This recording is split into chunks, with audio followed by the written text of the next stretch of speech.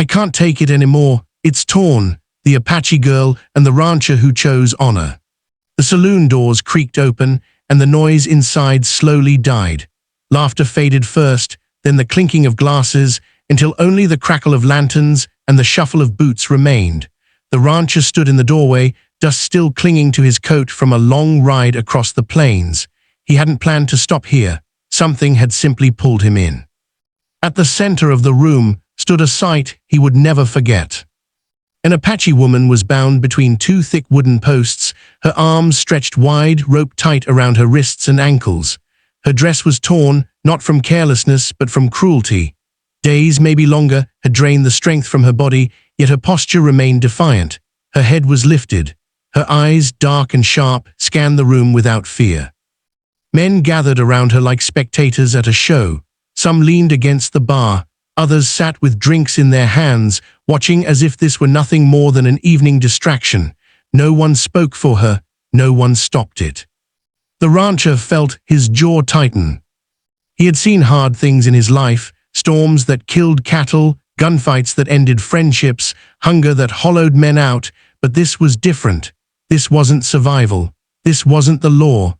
This was humiliation, stretched out for entertainment.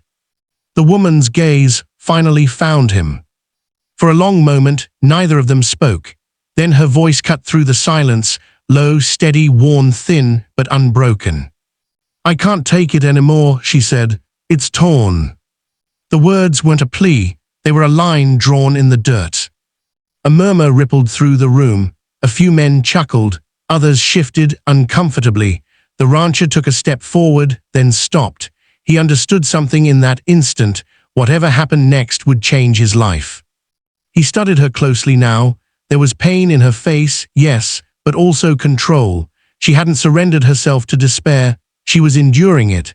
That kind of strength demanded respect, not rescue driven by impulse. Someone near the bar muttered a joke. Another man laughed too loudly. The rancher turned his head slowly, fixing the crowd with a hard, steady look. The laughter faltered. He didn't reach for his gun. He didn't raise his voice. He simply stood there, unblinking, as if weighing every man in the room and finding them wanting. This ends tonight, he said quietly. The words carried farther than shouting ever could.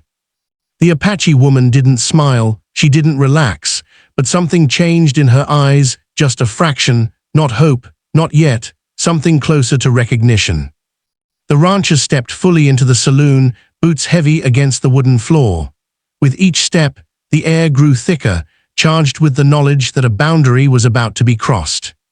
No one knew it yet, not the crowd, not even the rancher himself. But the moment he had walked through those doors, the story had already begun. And there would be no turning back. The rancher stopped a few steps away from the woman, close enough to see the strain in her arms, far enough to show restraint. He could hear the rope creak slightly as she shifted her weight, fighting pain without letting it claim her. The room felt smaller now, as if the walls themselves were leaning in to watch what would happen next. Back away, a man near the bar said with a grin that didn't reach his eyes. This ain't your business. The rancher turned his head slowly. That stopped being true the moment it crossed into cruelty. A few men laughed, but the sound was thin, uncertain. They were used to silence, to people looking away. They weren't used to someone standing still and refusing to move. The Apache woman kept her eyes forward. She did not look at the crowd. She did not look down. Her breathing was shallow but controlled, each breath measured like a promise she made to herself not to break. The rancher noticed her wrists, then dark marks where the rope had rubbed raw. He felt anger rise, sharp and sudden, but he kept his face calm. Anger made men careless. Carelessness got people killed. You got no claim here, another voice said from the back. She's property. The word hit the floor like something rotten. The rancher's hand moved, not to his gun, but to his side, fingers curling slowly into a fist. No one's property, he said, not today. A chair scraped, boots shifted. The air grew tight, heavy with the promise of violence. The rancher was outnumbered, and everyone in the room knew it. So did he. He took one step closer to the woman and spoke, without looking away from the men. I'm going to untie her." That was when the woman finally turned her head toward him. Her voice was quiet, urgent. "Close your eyes," she said. "That's off limits."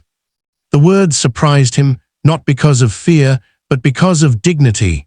Even now she set her own boundaries. Even now she claimed control over what little she had left. He nodded once. "I hear you." He turned slightly, angling his body so his focus stayed on the ropes, not on her. His movements were slow, deliberate, meant to show he wasn't here to take anything, only to stop something that never should have started. A man stepped forward.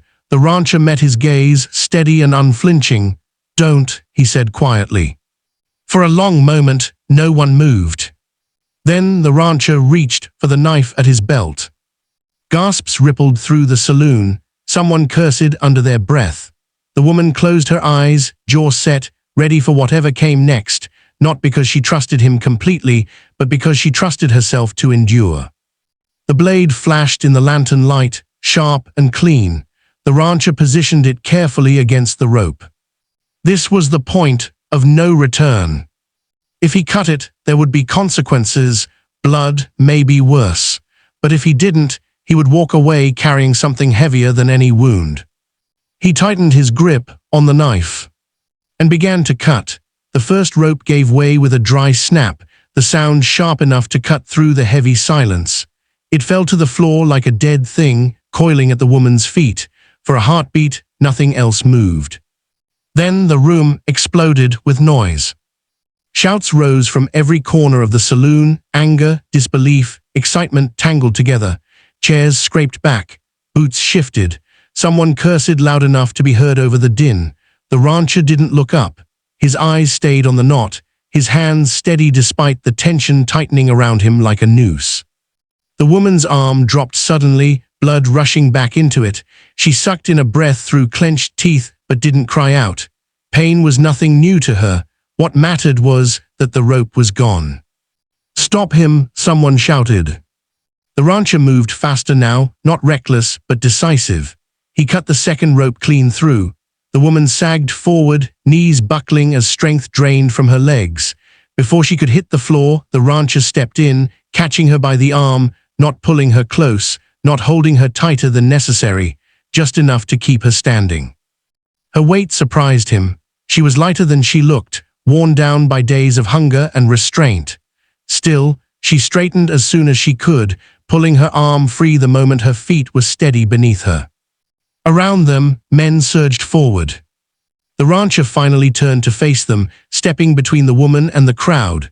His hand dropped to his gun, not drawing it, but resting there, a quiet promise. The room froze again, tension snapping tight.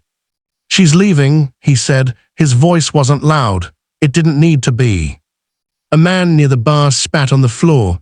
"You think you can just walk out?" The rancher's eyes hardened. "I think you'll regret it if you try to stop us." The woman stood behind him now, her breath slow, controlled. She rolled her shoulders once, testing her strength. The ropes were gone, but the memory of them still burned against her skin. She looked past the rancher, meeting the stares of the men who had watched her suffer. There was no fear in her eyes. That unsettled them more than any gun. One man took a step forward. Another grabbed his arm and shook his head. Nobody wanted to be the first to fall. The rancher sensed it, the hesitation, the doubt. He used it. "Move," he said. Slowly, unwillingly, the crowd parted.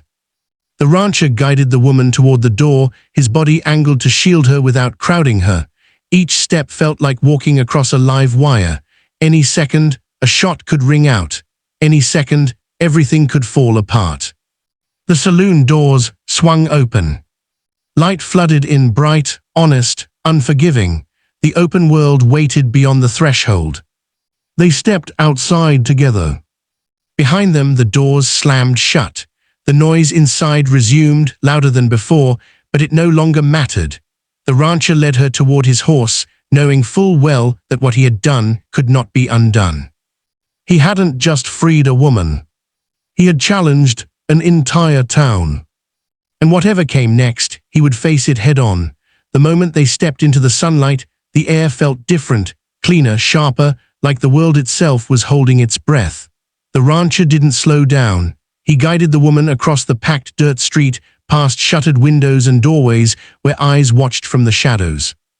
Every step away from the saloon felt heavier than the last. His horse stood where he'd left it, reins loose, ears flicking nervously as if it sensed trouble.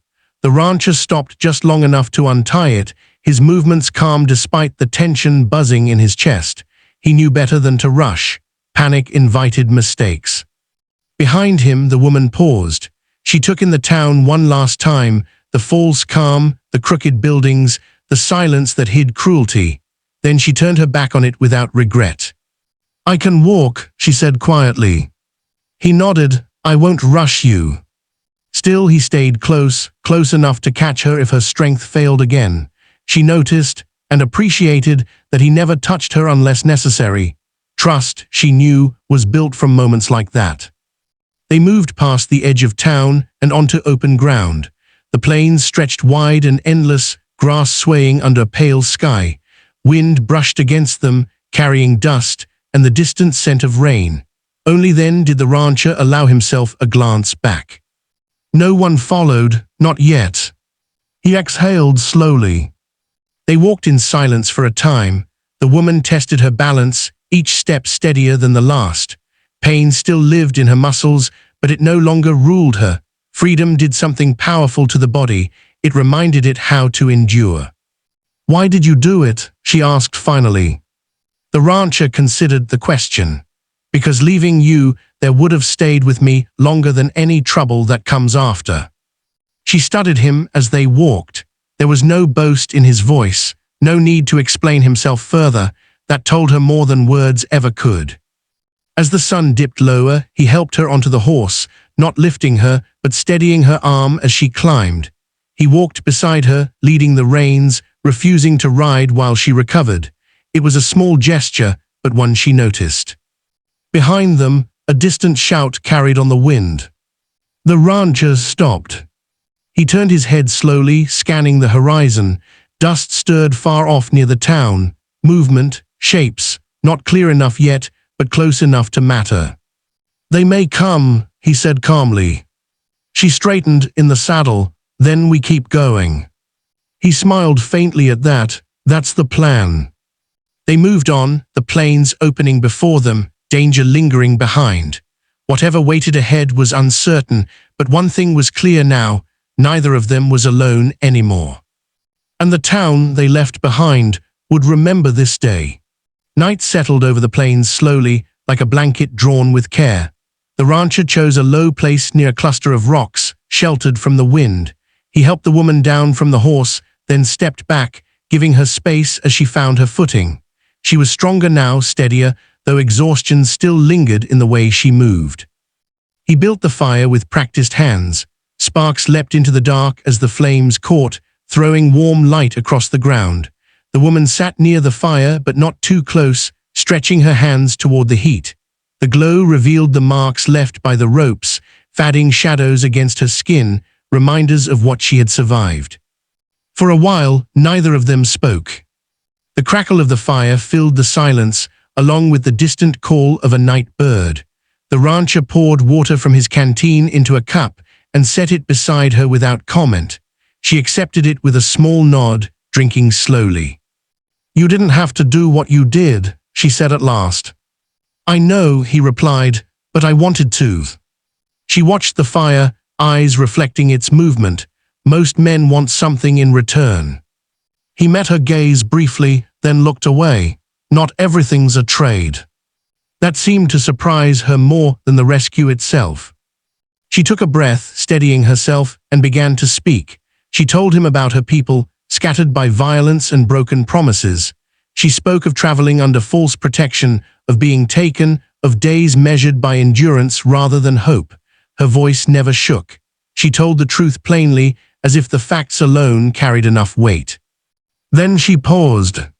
"There's something you should know," she said. He waited. "I have a wife," she continued. "Or I did. I don't know if she's still alive." The words hung in the air between them, heavy but honest. The rancher nodded once, No surprise crossed his face, no judgment. Then she's the one you're walking toward, he said simply. The woman studied him, searching for something hidden beneath his calm. She didn't find it. What she found instead was respect, real and unforced. You never asked my name, she said. Didn't feel like my right, he replied. A faint smile touched her lips for the first time. It's Ayana. He inclined his head. I'm Cole. They sat quietly after that, the fire burning lower as stars filled the sky. The danger from the town felt far away now, but not forgotten. Tomorrow would bring choices. Paths would divide. Gianna wrapped her blanket tighter around her shoulders. You changed everything today. Cole poked the fire, sending sparks upward. No, he said softly, you did, I just didn't get in the way. The fire crackled on, bearing witness to a bond formed not from possession or promise, but from shared honor. And in the morning they would part. Dawn arrived quietly, the way important moments often did. Pale light stretched across the plains, turning the tall grass silver and gold. The fire had burned down to ash, still warm beneath the morning air. Cole was already awake, standing a short distance away, watching the horizon as if it might offer answers. Gianna rose slowly, stiffness still in her muscles, but strength returned to her posture. The land felt different in the early light, open, honest, without shadows to hide cruelty. She wrapped her blanket around her shoulders and walked toward Cole. They stood side by side for a moment, saying nothing. The hills to the east, Cole said finally. There's a river beyond them. If anyone's looking for you, that's where they won't expect. She followed his gaze, memorizing the path. And you? I'll head west, he replied. They'll be more interested in me than in you. She turned to him then, studying the man who had changed the course of her life without asking for anything in return. You don't owe me that. He shook his head. Maybe not, but I owe myself. The horse shifted nearby, sensing the moment. Cole brought it forward and handed Ayana a small bundle of supplies, food, water, a clean cloth for her wrists. He didn't explain it. He didn't need to. She accepted it, her fingers brushing his briefly. There was no hesitation, no misunderstanding, only gratitude. I will find her, Ayana said. My wife, if she lives, I will find her. I believe you will, Cole answered. The sun climbed higher, urging them forward. Gianna mounted the horse with ease this time, her movements confident, controlled. She looked back once more, meeting Cole's eyes. This world tried to break me, she said. It failed. Cole nodded. It usually does. She turned the horse toward the east and rode on, her figure growing smaller against the endless plains. Cole watched until she became a distant shape, then nothing at all. Only then did he move. He packed the last of the camp, mounted his own horse, and headed west, the weight of what he'd done settling into something steady and right. Trouble would come, he knew that, but regret wouldn't. As the plains opened before him, Cole allowed himself a single thought. Some acts didn't need witnesses or rewards. They mattered simply because they were done. Behind him, a story ended. Ahead of him, another began. And somewhere beyond the horizon, dignity rode free.